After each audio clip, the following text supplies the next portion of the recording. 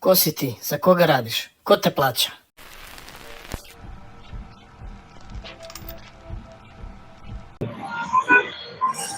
Dragi gledalci, dragi prijatelji, dobrodošli u 174. izdanje serijala Šta je bilo.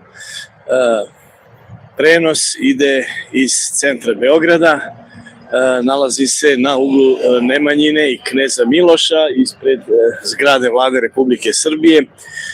Ovaj skup za danas ja sam najavljivao prethodnih par dana i evo napokon on se događa.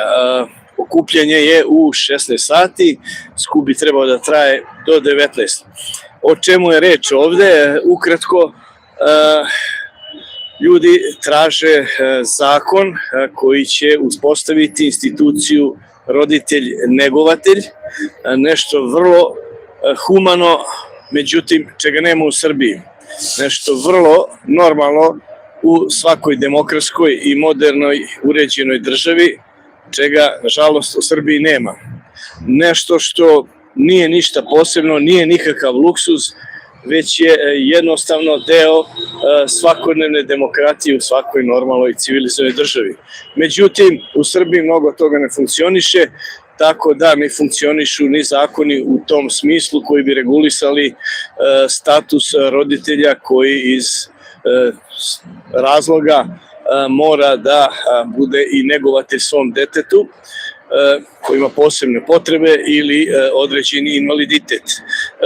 Na ovaj humani skup pozvali su roditelji i organizacije koje brinu i koje obraćaju pažnju na decu sa posebnim potrebama, ali takođe i svi ostali građani.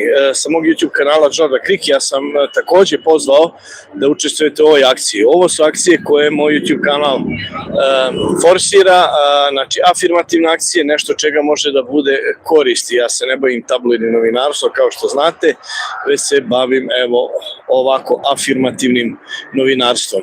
O čemu je ovde reč i šta će se ovde dešavati, ja ću vam reći kad budem prešao s one druge strane kamere i tada ćete dobiti više informacija o svemu.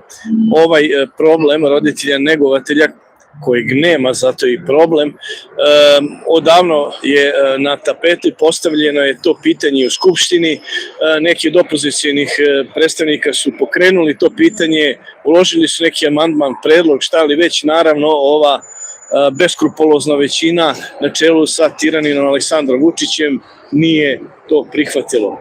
Znači, šta god da se dobro predloži, ne prihvata se zato što eto ta većina u Srbiji koja je kakva vi već znate, ne prihvata ništa, pa čak i nešto što je ovoliko humano kao što bi bio ovaj zakon o roditelju negovatelja.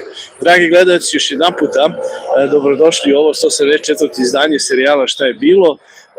Da vas podsjetim da će posle ovog serijala naravno ići dnevnik uživo koji ide svakog dana od 20:30.